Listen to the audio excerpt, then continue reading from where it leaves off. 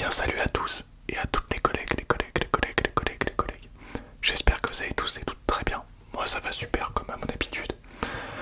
Aujourd'hui on se retrouve pour une petite vidéo, donc on est sur Rocket League. Mais je vais vous parler du sport aujourd'hui. Donc on va pas parler de Rocket League. On va avoir du coup 3 games en 3v3 Rocket. Donc c'est du champion 2 je pense. Ouais ça doit être ça. Bref les gars, je m'excuse déjà en début de vidéo. Je suis un petit peu fatigué parce que le moment où je tourne cette vidéo, j'ai eu une soirée le jour d'avant. Donc je suis un peu fatigué, pas très réveillé quoi. Donc si je fais des gaffes, faudra pas faire attention. Bref. Du coup, on va parler un petit peu du sport et aujourd'hui on va parler d'une spécificité on va dire. Enfin des spécificités qu'on va avoir au niveau des mouvements possibles. Au niveau musculaire, enfin pas forcément des mouvements mais des différentes contractions possibles au niveau musculaire. Alors pour ceux qui savent pas ce que ça veut dire, c'est très simple. En gros, votre muscle, je prends un exemple, je sais pas, votre biceps. Vous voyez ce que c'est le biceps, je pense à peu près tous. Il va avoir 4 possibilités de contraction, d'accord? Et en fonction de ces contractions, de ce type de contraction, on va dire, eh bien, il va se développer d'une certaine manière, en fait, d'accord? Et on va voir du coup, grâce à ça, que le type de contraction qu'on va effectuer sur un certain exercice, parce que on peut effectuer comment dire, on peut effectuer, pardon les gars, c'est mon tel, on peut effectuer les 4 types de contractions sur un même mouvement. Par exemple, nous on va prendre l'exemple du curl biceps, qui est le mouvement de base du biceps on va dire, c'est-à-dire remonter le bras, enfin l'avant-bras au niveau du bras. C'est ça l'objectif du biceps. C'est pas exactement que ça, mais c'est une grosse partie de ce mouvement là. Donc du coup on va voir que ces 4 contractions différentes vont être spécifiques pour certaines à des sports. Et on va voir notamment que en musculation finalement on va beaucoup moins avoir certains types de mouvements. Voilà, donc je vais pas en dire plus, on va pouvoir commencer tout de suite les mecs. Du coup, lors d'un curl biceps, on va faire différents curl biceps et on va faire un premier. On va effectuer un curl biceps uniquement sur la phase concentrique. Alors qu'est-ce que c'est un curl biceps en phase concentrique? Qu'est-ce que c'est simplement une contraction concentrique? En fait, une contraction concentrique, pardon, déjà c'est une contraction qui s'effectue en mouvement, voilà. C'est-à-dire que ton muscle, pendant l'entièreté du mouvement quasiment, enfin pendant l'entièreté de la contraction, pardon, va être en mouvement. Une contraction concentrique les gars, c'est quand ton muscle de base est étiré ou en position neutre, peu importe en fait, et qu'il va se raccourcir. C'est ça une contraction concentrique, c'est-à-dire que, comme exemple avec le curl biceps, je prends le poids dans ma main, il est en bas le poids, ok, et je vais le remonter jusqu'en haut, et c'est tout. C'est ça le mouvement concentrique. Donc mon biceps qui va se concentrer en fait, et ce mouvement là du coup c'est celui qui fait que ton biceps forme une boule, tu vois à la fin.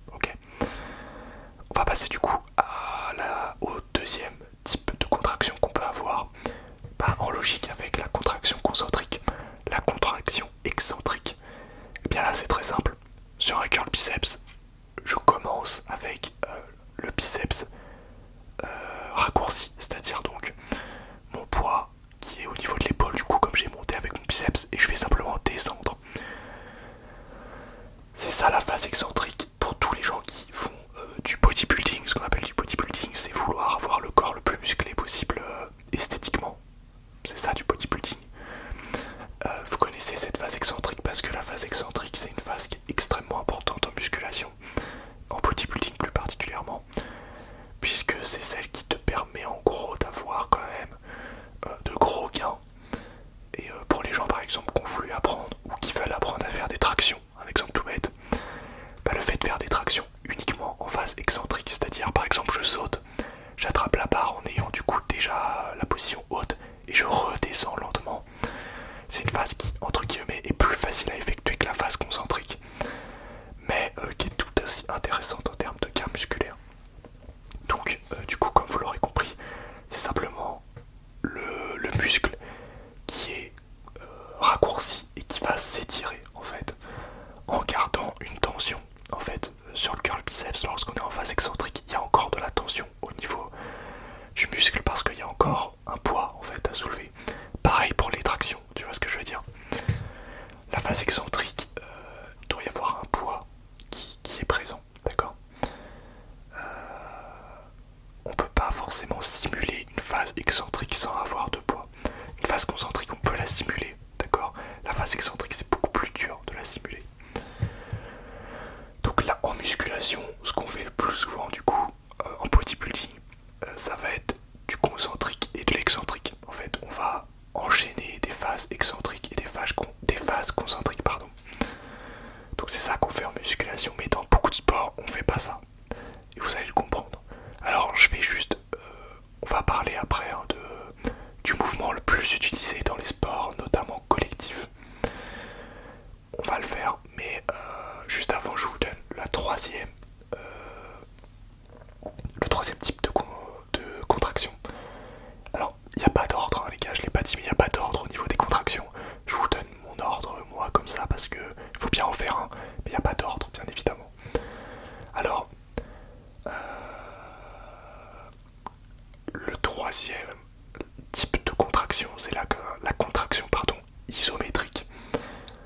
Celui-là, vous le connaissez peut-être. Isométrique, c'est simplement en fait maintenir une position avec le muscle contracté. Donc par exemple quand tu fais du gainage, c'est un mouvement isométrique. Enfin c'est pas un mouvement, du coup c'est une contraction isométrique. Il n'y a pas de mouvement.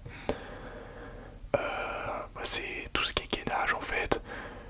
Au niveau du curl biceps, on pourrait prendre un exemple assez simple, mais imaginons je te mets le poids dans la main.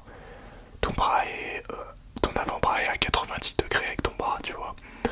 Et je te dis de maintenir la position le plus longtemps possible. C'est une contraction isométrique parce qu'il n'y a pas de mouvement. Ça, c'est pas extrêmement utilisé en musculation, bodybuilding. C'est pas mal utilisé pour du renforcement musculaire parce que le danger au niveau des muscles est très peu élevé. C'est-à-dire qu'il n'y a quasiment aucune chance que tu te blesses sur ce type de contraction. Et comment c'est assez intéressant en termes de gains au niveau notamment de la stabilité du corps. Mais on va pouvoir du coup enchaîner avec le quatrième type de contraction, qui est le type de contraction le plus utilisé dans les sports collectifs, basket, football, handball, même dans les sports comme l'athlétisme, c'est énormément utilisé. Quels sont du coup quel est ce type de contraction? C'est la contraction pliométrique. Alors là, à mon avis, il y en a pour qui je parle totalement chinois.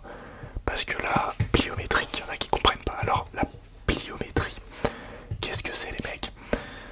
Une contraction pliométrique, c'est un enchaînement rapide simplement d'une contraction excentrique et concentrique. C'est-à-dire que, par exemple sur un curl biceps, je vais enchaîner très très très vite les phases excentriques et concentriques. Tu vois, chercher à être ultra explosif. En fait, la contraction pliométrique, c'est la contraction explosive. On pourrait le traduire comme ça. Et pourquoi du coup c'est hyper important et c'est le mouvement, la contraction la plus utilisée dans les sports collectifs? Pour une raison très simple. C'est dès lors que tu fais un saut, un sprint, un appui assez fort, on va dire, ou ce genre de choses en fait, et bien en fait tu fais une contraction pliométrique. Et c'est pour ça que musculation dite pour le bodybuilding, où souvent les tempos sont plutôt lents, tu progresses quasiment pas sur les comment dire sur ces facteurs qui sont très importants en termes athlétiques au niveau des sports collectifs, donc le saut, le sprint, tout ça. Et c'est pour ça qu'on peut remarquer notamment que les mecs qui font du bodybuilding généralement ils sautent pas forcément très haut. Ils sont pas forcément ultra explosifs, mis à part s'ils travaillent leur explosivité. Mais souvent on remarque que ces mecs là sont pas hyper explosifs. Et c'est pour ça aussi que des fois des mecs qui sont genre tout maigres, tu vois, sont ultra explosifs par rapport à des mecs qui sont ultra massifs. Pourtant ils ont beaucoup moins de muscles, mais en fait c'est simplement que ils ont travaillé spécifiquement leur explosivité et leur corps s'est adapté, d'accord. Bref, donc je voulais vous présenter déjà les trois types de contractions. C'est assez important d'après moi de vous présenter ces trois types de contractions parce que ces quatre types de contractions, pardon. Je me suis couré, je suis un peu fatigué, c'est compliqué. Bref, les quatre types de contractions parce que ça va te permettre de développer du coup un programme d'exercice par rapport à ce que tu vas faire progresser. Je dis n'importe quoi, mais imaginons, je sais pas, tu fais du football, t'es sur les ailes et tu te trouves un petit peu trop lent. Si tu commences à me dire je vais faire de la musculation pour pouvoir être plus explosif, moi je vais te regarder, je vais te dire ouais mais non, pas forcément en fait. C'est peut-être pas ce qui va t'aider. Ça peut t'aider au début, mais en fait pas forcément énormément. Moi personnellement j'ai une vision des mouvements pliométriques, des contractions pliométriques plutôt au niveau du poids de corps, c'est-à-dire que on peut effectivement effectuer des mouvements pliométriques avec des charges, c'est possible, mais moi je trouve que c'est pas forcément hyper intéressant. Et c'est aussi assez dangereux parce qu'en fait les mouvements pliométriques, c'est simple les gars, c'est les mouvements les plus dangereux pour les articulations, les plus dangereux pour les muscles. Si t'es pas prêt physiquement, si t'es pas déjà entraîné, si t'as pas déjà fait une préparation physique avant, il y a vraiment moyen que tu te fasses une blessure, c'est tout à fait possible. Si pareil tu te reposes pas assez, tu peux tout à fait te blesser. Désolé les gars, j'ai encore une notif. Bref, les mouvements pliométriques c'est pas pour tout le monde les mecs. Il faut vraiment déjà avoir une bonne base. Et c'est un petit peu un truc que je vois des fois malheureusement chez certains coachs qui coachent des jeunes équipes dans les sports collectifs qui vont faire effectuer des mouvements pliométriques à leurs joueurs. Dans les jeunes équipes, ce que j'appelle jeunes équipes, c'est U13, U15 à peu près, où en fait tu commences à développer effectivement des acquis musculaires, hein, U15 je pense un peu plus. Oui, mais en fait ton corps n'est pas capable normalement d'encaisser des mouvements pliométriques à cet âge là. C'est quasiment impossible en préparation physique de faire des mouvements pliométriques en plus. Ton corps il en est pas capable et moi je serais beaucoup plus tenté de dire que chez les jeunes il faut faire des mouvements plutôt de stabilité, chercher à comment dire, à développer un petit peu le muscle de manière plus safe on va dire. Parce que moi de mon expérience personnelle j'ai eu des soucis de genoux quand j'ai grandi, parce que j'ai grandi très vite. Alors je suis pas ultra grand maintenant, je fais 1m88 les gars, mais j'avais pris plus de 15 cm en 6 mois, 1 an, tu vois. Je crois que c'était entre 6 mois et 1 an, pas 1 an, mais ouais j'avais pris plus de 15 cm, je crois que c'était en 6 mois, je veux pas dire de bêtises. Donc évidemment à ce niveau là les articulations elles prennent très cher. Et quand à côté tu n'as pas un travail musculaire assez intéressant, ça peut très vite faire mal. Et moi quand j'avais 16 ans, 15-16 ans, je voulais dunker, tu vois. C'était mon objectif numéro 1. Je te raconte un peu ma vie, mon histoire vite fait. Mais tu vas capter vite fait ce que je veux dire. J'avais un objectif dans ma tête, c'était de dunker au basket. Parce que moi tu vois je fais du basket. Et c'était mon objectif parce qu'au basket effectivement le fait de dunker c'est quand même un mouvement spectaculaire et tout, tu comprends. J'avais envie de dunker, tu vois. Mais en fait ce qui s'est passé, pardon, ce qui s'est passé, c'est qu'en fait, je me suis dit je vais m'entraîner de manière pliométrique parce qu'à l'époque j'avais déjà compris quand même assez bien que faire des mouvements pliométriques ça permettait de prendre en explosivité et j'avais compris aussi que prendre en explosivité ça pouvait te permettre de dunker. Alors c'est très grossièrement fait, d'accord? C'est très grossièrement fait et expliqué. Mais en gros, si t'es explosif, bah tu peux dunker si t'es un minimum grand, entre guillemets. À l'époque, je faisais moins d'1m80. Si t'es un minimum grand, tu peux dunker, d'accord? En t'entraînant en explosivité, ça suffira pas, mais t'as compris. Le problème, c'est que, comme je vous l'ai dit, j'avais 15-16 ans et j'avais des problèmes aux genoux. Je faisais beaucoup de basket à cette époque-là.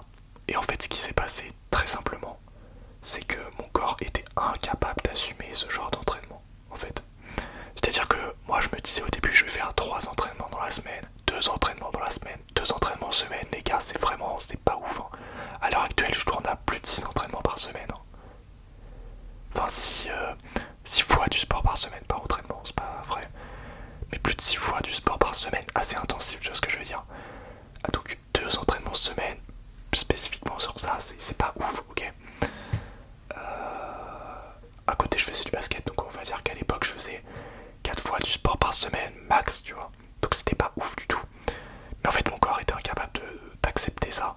Parce que quand tu n'as pas eu une préparation physique nécessaire et que ton corps est encore trop jeune, en fait, il est pas assez mature, ton corps, bah, ce qui se passe, c'est simple. C'est qu'il peut pas tenir une cadence comme ça. Il peut pas tenir ce genre d'exercice.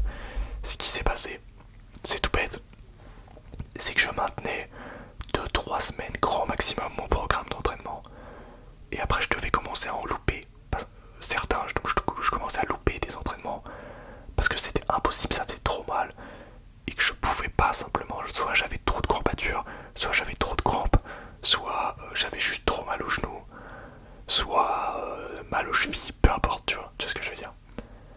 Je me faisais vraiment mal et j'arrivais pas du coup à progresser parce que quand tu t'entraînes pendant 2-3 semaines, tu progresses vite fait.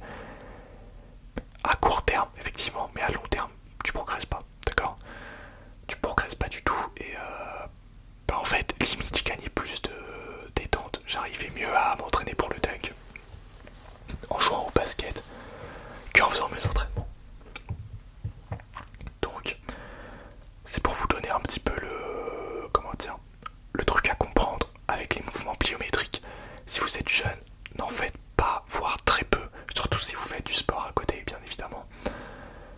J'espère que vous faites du sport à côté parce que en vrai, déjà, c'est pas le truc le plus fun à faire au monde. Et les résultats vont être moindres si vous êtes des adolescents, ouais, c'est ça. Et si vous êtes adulte, bah c'est pareil en fait. Si vous n'êtes pas prêt physiquement à prendre vraiment beaucoup de choses, on va dire, ça peut être compliqué, ouais. Vraiment, ça peut être même plus compliqué que de la musculation lourde, entre guillemets, tu vois ce que je veux dire. Donc ça peut être vraiment dangereux pour les articulations, pour les muscles, pour quelqu'un qui ne s'est pas entraîné pour, tu vois ce que je veux dire. Bref, je termine mon aparté, enfin voilà, t'as capté. Du coup, pour pouvoir évoluer, on va dire, dans ton sport, comment tu peux faire pour évoluer dans ton sport de manière explosive? Et ben en fait, c'est très simple, les mecs. En gros, dans les sports collectifs en règle générale, comme je l'ai dit, c'est l'explosivité qui fait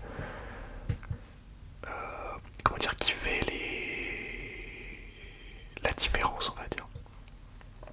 C'est-à-dire que t'as des mecs dans des sports collectifs, notamment le foot, je m'en souviens bien, des mecs qui vont avoir des endurances de ouf, tu vois, des endurances de dingue, des mecs qui peuvent faire limite 3-4 matchs de foot d'affilée. Pardon, j'ai fait du bruit, mais ils s'en foutent, les mecs, ils sentent rien, tu vois. Enfin, genre, ils peuvent le faire, et c'est un truc de ouf. Mais en fait, tu te rends compte de quoi? Tu te rends compte que, effectivement, le mec peut faire 3-4 matchs de foot de suite, tu vois, il est ultra endurant. Mais réellement, dans ce match, qu'est-ce qui a fait qu'il a qu'est-ce qui a fait qu'il a eu un impact sur le match, et bah tu te rends compte que c'est en fait c'est 3, 4, 5 minutes d'efforts très intenses cumulés finalement, hein, tu vois, tu les cumules, très intenses, très explosifs, qui ont fait qu'il a eu un gros impact à un moment donné. Exemple tout bête, l'équipe de France, quand Mbappé il commence à partir en contre-attaque et qui nous tape un sprint à 37 km/h, généralement ce qui se passe, c'est à ce moment-là que Mbappé il est intéressant. Ouais. C'est pas quand il va commencer à courir pendant tout le match, ou juste tu vois, il va trottiner. C'est pas ça qui est intéressant. Pourtant c'est de l'endurance ça, tu vois. Mais ce qui est intéressant, c'est cette capacité à être ultra explosif. Et ça les gars, il faut le comprendre dans les sports collectifs. Et pour le travailler, il faut travailler énormément des appuis. Déjà c'est hyper important. Il faut travailler par rapport à ton sport aussi. Les appuis d'un footballeur, c'est pas les mêmes qu'au basket et c'est pas les mêmes qu'au handball. Les contacts au foot, c'est pas les mêmes qu'au basket et c'est pas les mêmes qu'au handball ou au rugby, t'as compris ce que je voulais dire. Et elle est là, l'énorme différence. Et le truc que je voulais te faire comprendre justement par rapport aux différentes contractions, c'est que ton travail, ça va être souvent des contractions pliométriques pour un gars qui fait du sport collectif. Mais il doit être spécifique à ton sport. Voilà. Je te donne pas d'exemple forcément parce que c'est pas forcément le but de la vidéo. Je le ferai peut-être, te donner le but de. Enfin, quelques petits trucs que tu peux faire. Mais voilà. C'est un petit peu tout ce que je voulais t'apprendre aujourd'hui. C'était une vidéo vraiment, tu te détends quand je chuchote. Et si tu restes éveillé, bah tu vas pouvoir apprendre quelques petits trucs. Bref, les mecs, c'est bientôt la fin du coup. Là, vous allez voir une fin incroyable. Elle va être toute pourrie cette fin. Bref, on se retrouve très vite pour une prochaine vidéo sur la chaîne. Dimanche prochain du coup, normalement, pas de soucis. Et j'espère que cette vidéo quand même vous a plu. C'est pas une vidéo forcément hyper intéressante, c'est une vidéo quand même qui est cool. Je pense qu'il peut intéresser certaines personnes, mais ça va pas intéresser tout le monde. Et là vous voyez du coup la fin, super. Voilà, voilà le mec qui va mettre je défends, ouais, super. En gros, il n'y a eu aucune rotation à ce moment-là, l'autre qui fonce dans l'autre, ça me fonce dedans, enfin voilà. Alors que franchement je pouvais largement l'avoir. Mais bon, c'est pas grave. Bref les mecs, salut à tous, salut à tous, salut à tous, salut à tous, salut à tous, salut à tous.